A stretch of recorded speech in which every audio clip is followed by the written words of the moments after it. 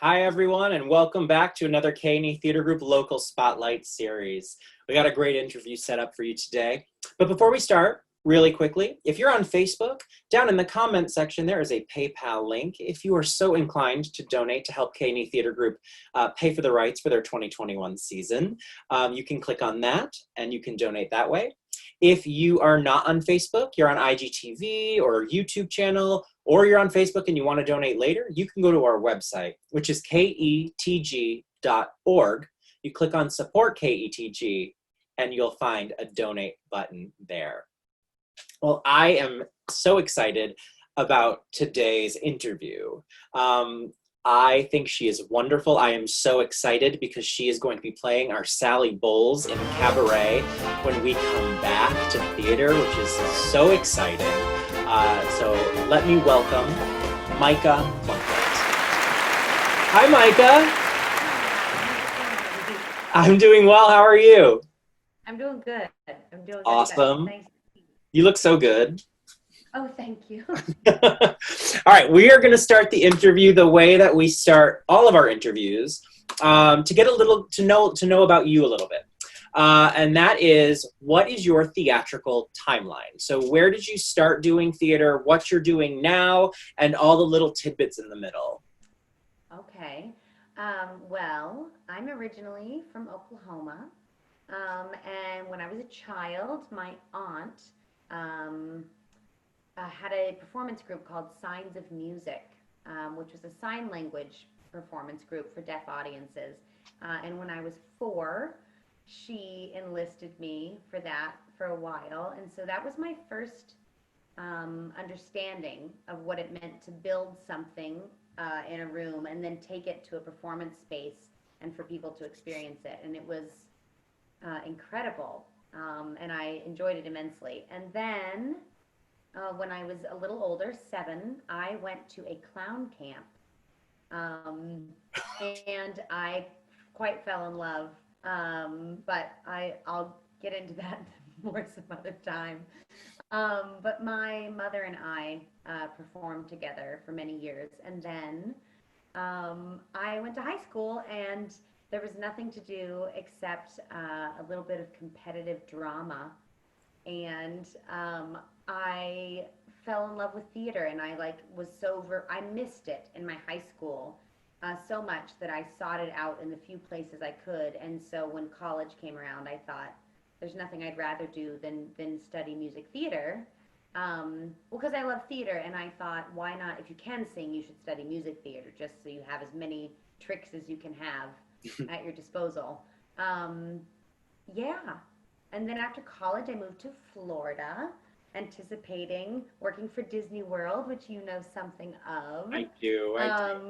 It didn't play out as luck would have it for me, but I ended up moving to New York City a little ways after that.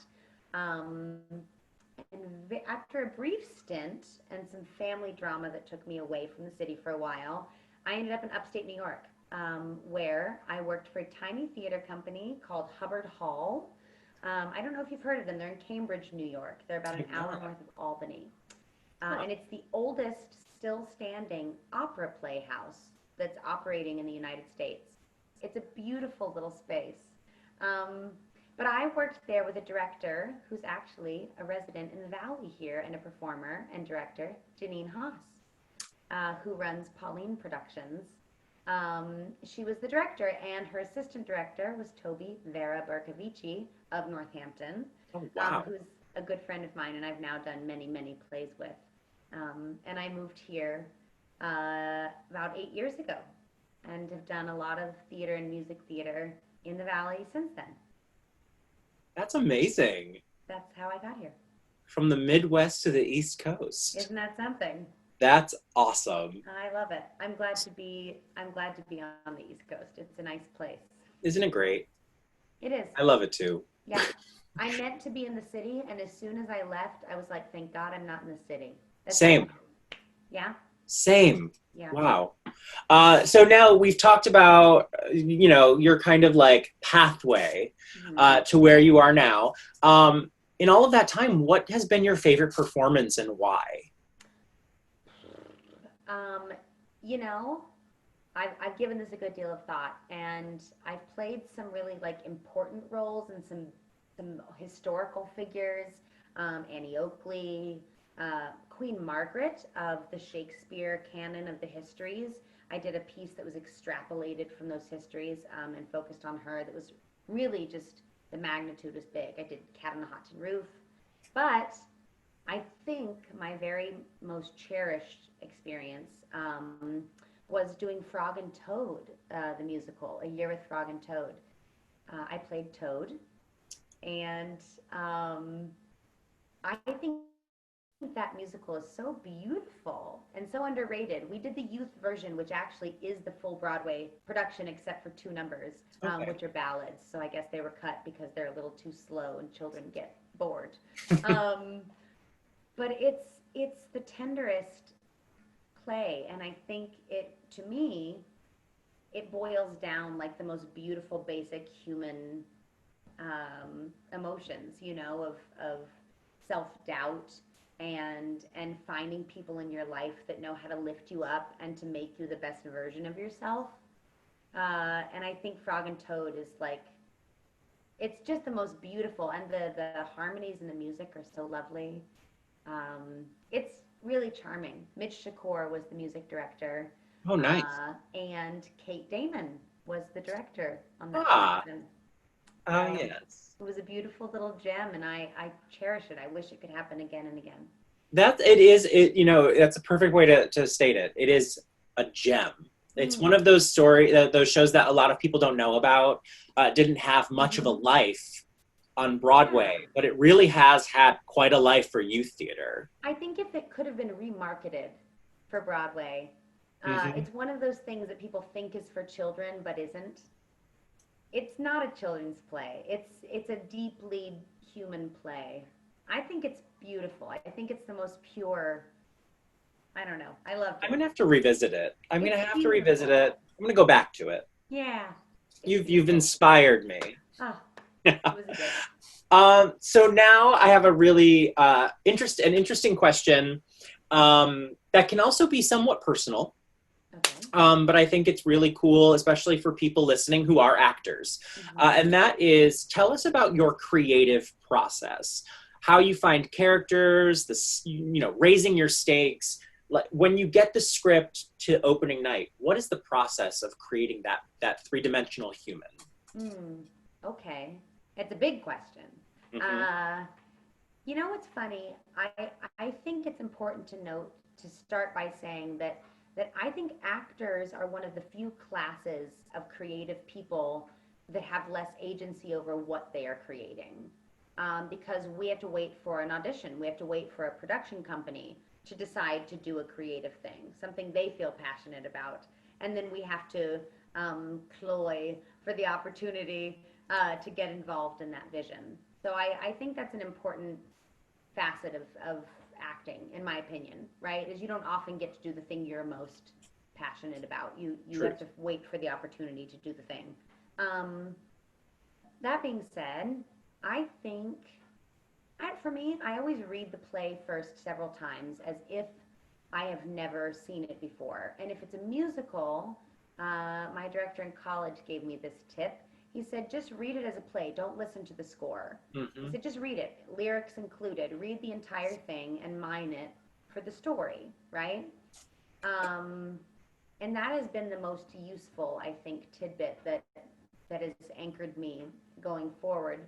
Um, I do a lot of I do a lot of text work, right, in examining the syntax of a character and where are they from, what time period, what location, what station of life, um, that informs why they say what they say.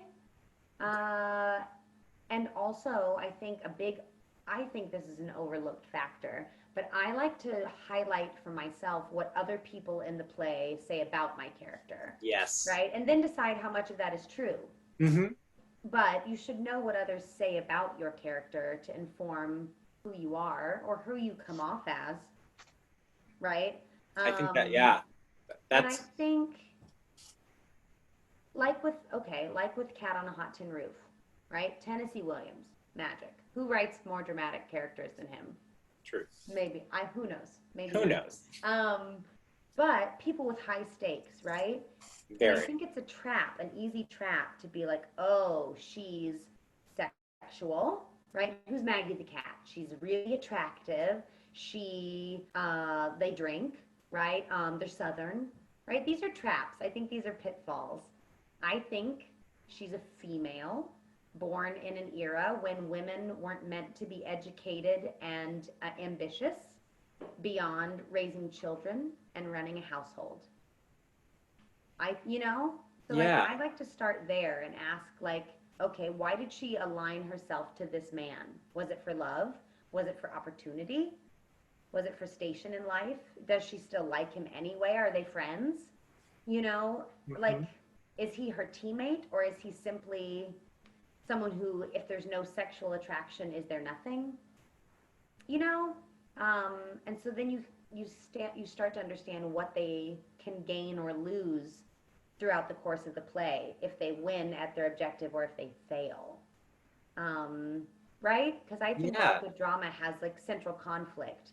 So if you don't have a sense of what they stand to lose or gain, then Mhm. I don't know how you could really fight for your character. That's so Uh, true. I don't know. No, I also, I yeah. love that. I No, also I just think I've played a lot of intense characters, um, and I don't know, maybe it's my job, but maybe it's my cheekbones. But I've played a lot of really intense women, and I think for a minute I was like, why is that? Do people think I'm like harsh? Do they think I don't know? They're like, she's a wild card. Um, but I was doing King Lear, and somebody asked me what the play was about. They said, I never read that one. Remind me, what is Lear about? And I didn't even mean to, but I started describing it from my own character perspective. I was playing Regan, the middle child, and traditionally in the Shakespeare canon, the older sisters of Lear are villainous. They're very aggressive. They're cutthroat. They're jealous. Uh, but I was playing her, and to me, Reagan was a codependent and a middle child who, where is their place in the family hierarchy except to like try to steal some attention and feel importance.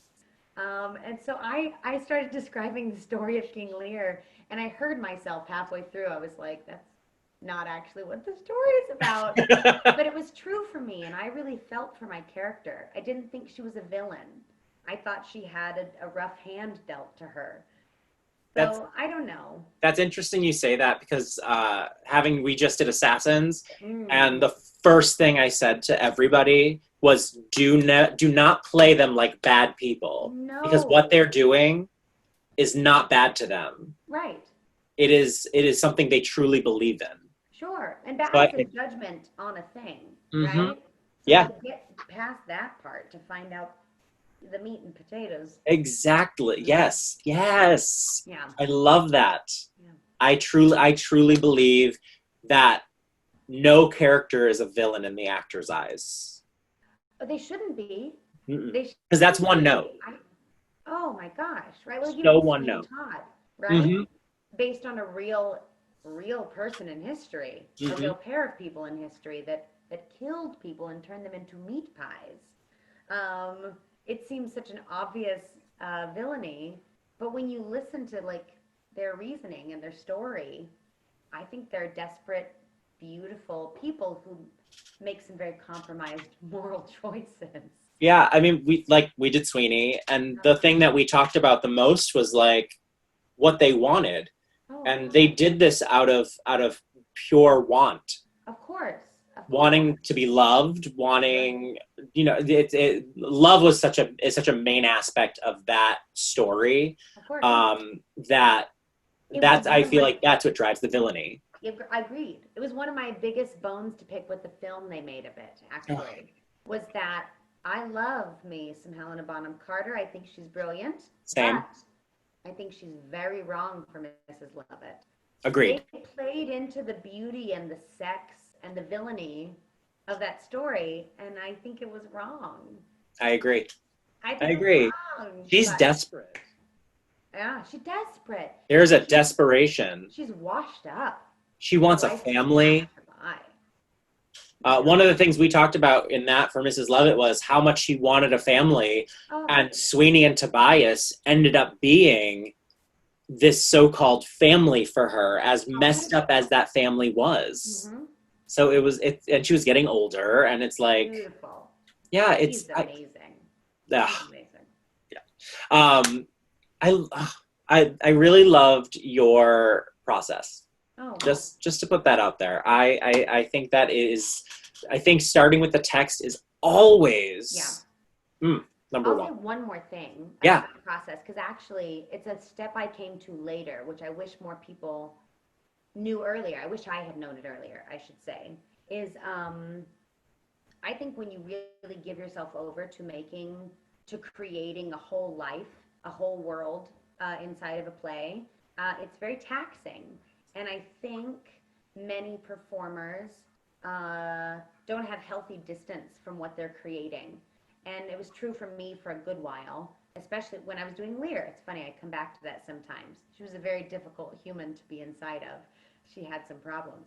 I now, whenever I do any role, I think, I'm trying to think if there's any I don't, but I do some thresholding work. I do a lot of work where I warm up in a certain way that brings me, Myka, into the room I'm in, and like dials myself back to just find like my elemental body. And then I try to conjure up the piece in the room and see it and see what I'm about to work on.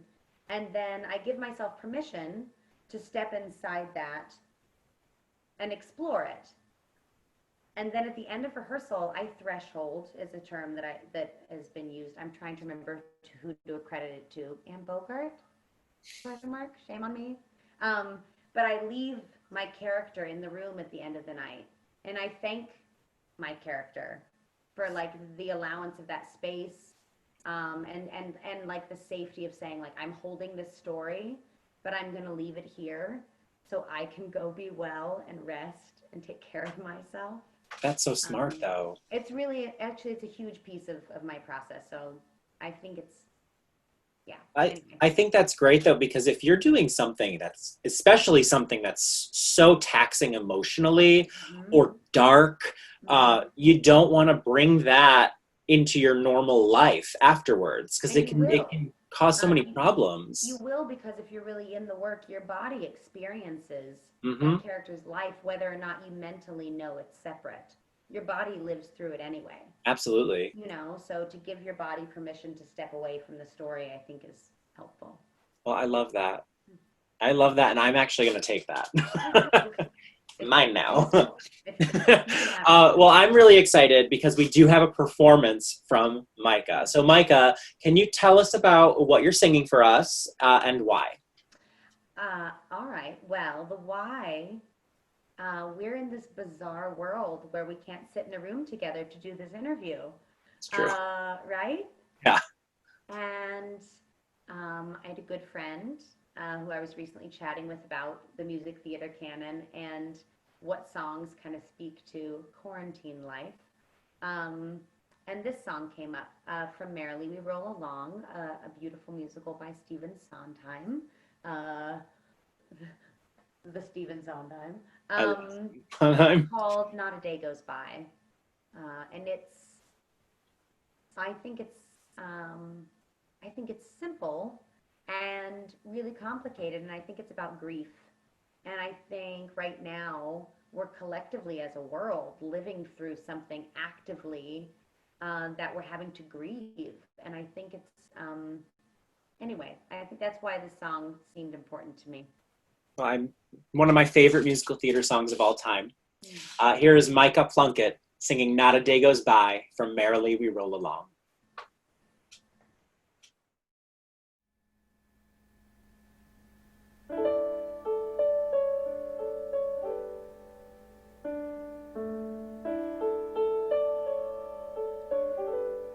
Not a day goes by, not a single day, but you're somewhere a part of my life, and it looks like you'll stay as the days go by. I keep thinking, when does it end? Where's the day I'll have started forgetting? But I just go on thinking and sweating and cursing and crying and turning and reaching and waiting and dying, and no, not a day goes by, not a blessed day, but you're somehow still part of my life, and you won't go away, so there's hell to pay, and until I die, I'll die day after day after day after day after day after day after day, till the days go by, till the days go by,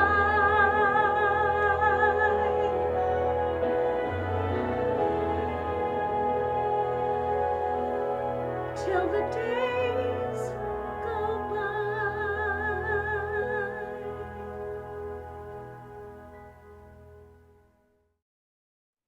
That was beautiful. Oh, thanks. It's just, the song really tugs at your heartstrings. It does.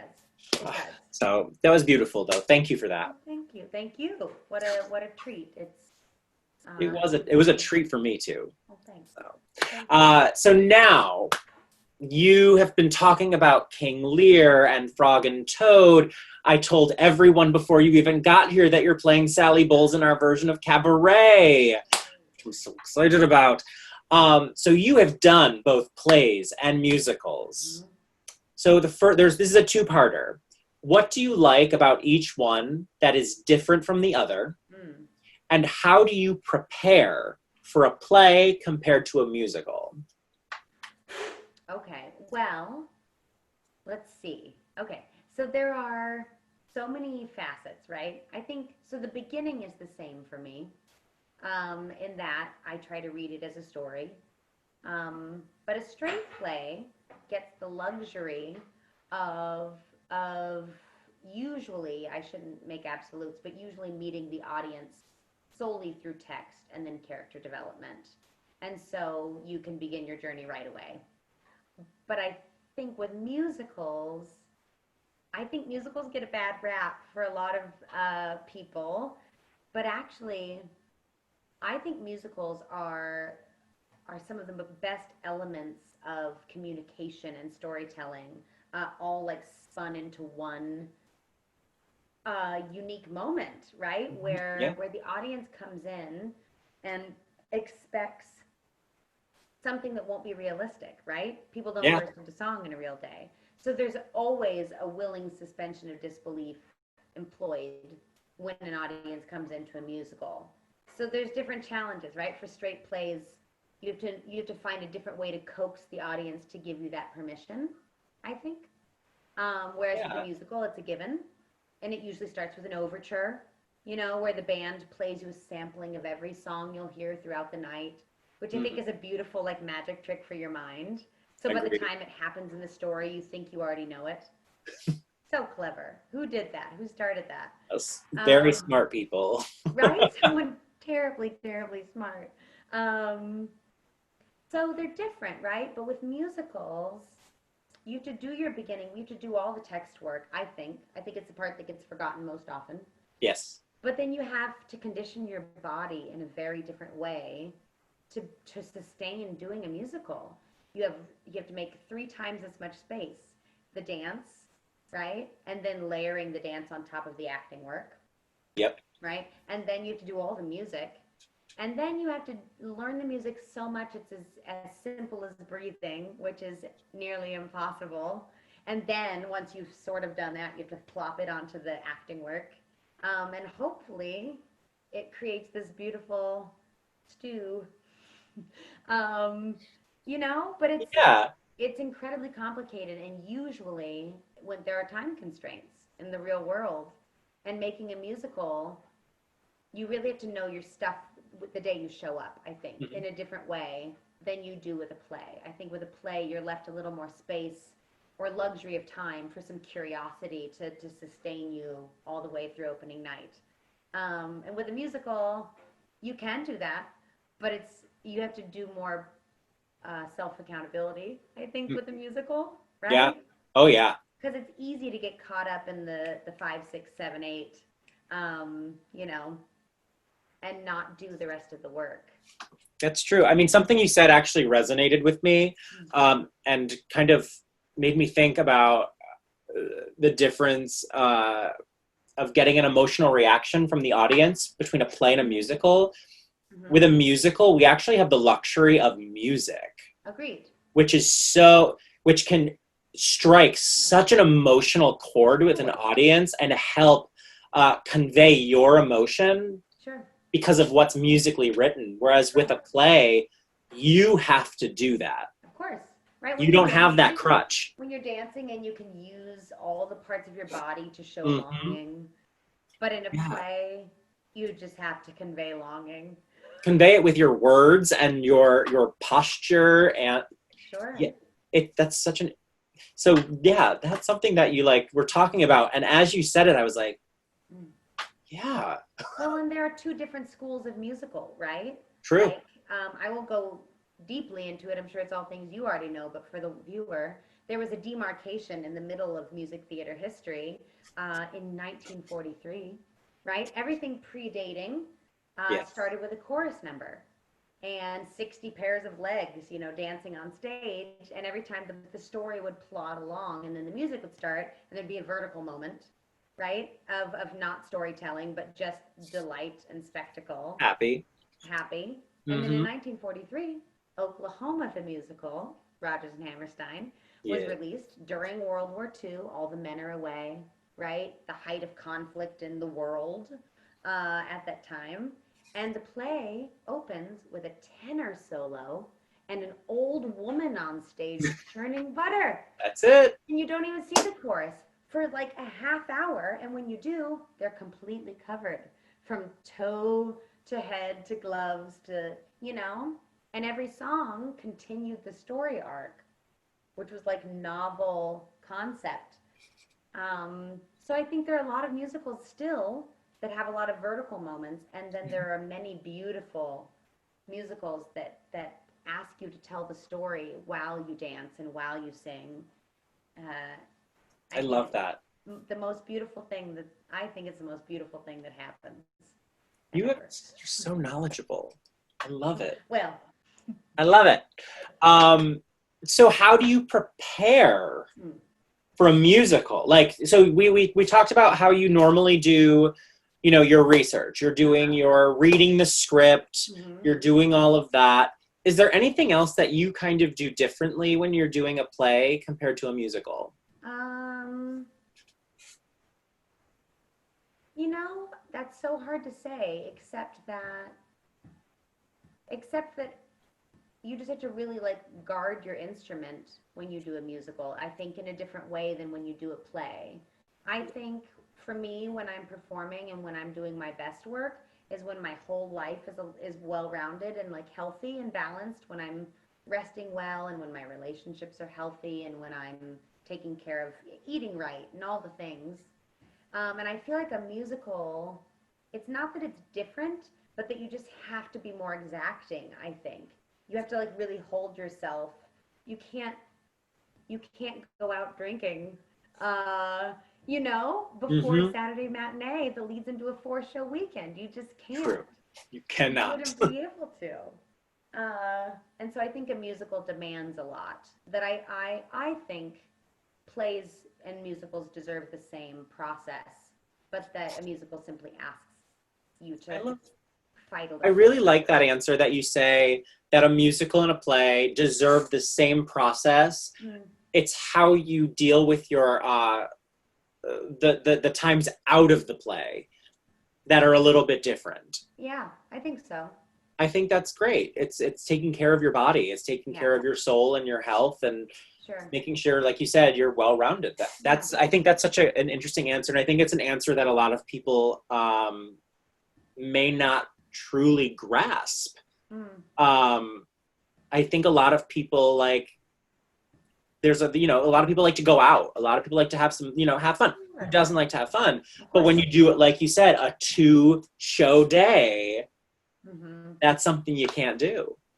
You can't. You got to take You, a nap in between, and you got to drink like 8 times as much water as you normally do. all the stretching, all the water. All the stretching, My all. limbs would, after wedding singer, after a 2 show day, my limbs would pop out of joint. Oh, it was Oh, awful. sure. Oh, so I totally get that. That's a wonderful answer. I loved it. Mm. So now I've got 3 questions for you that are kind of like go, go, go. Okay. First one, best advice you can give to someone pursuing the business. Okay.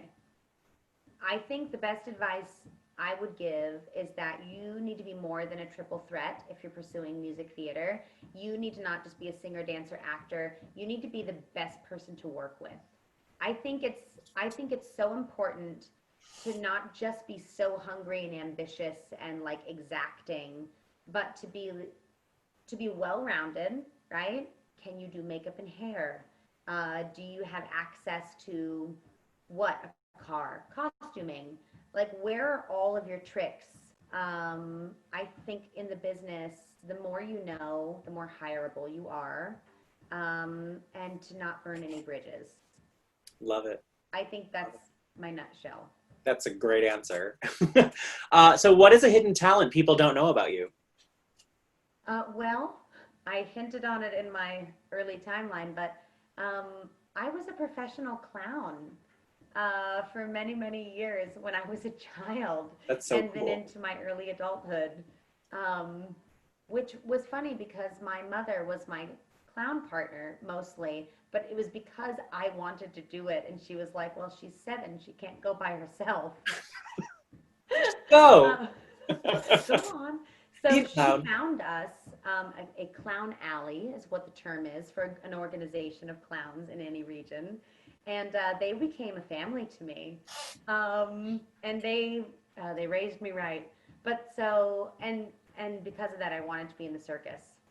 I intended to go to the Barnum and Bailey Clown College in Florida, but it closed my freshman year of high school, and I was devastated. I was like, what am I gonna What am do? I gonna do with my life now? So it's probably all for the best, but that's That's so something not cool. You everyone must have knows like a about. nice bag of tricks. Sure. That's You so got cool. you got to know your body to do clown work, and it has served me well in my life so far. That is so cool. I love that. All right, 3 dream roles. Okay. Uh, my brain just stopped. Funny Girl, Fanny Bryce, of course, Mhm. and Dot in Sunday in the Park with George. She's everything. She's exquisite. And I hope to play Katharine Hepburn someday in anything, but specifically the play Tea at Five. I think that would be just a dream. I think she's magic. I love that. Yeah. Well, I'm going to ask you one more question. Okay. It's the question I ask everybody at the end of every interview. It's my favorite question, and that is, what drives you to live theater? What draws you to live theater, live performance? Sure.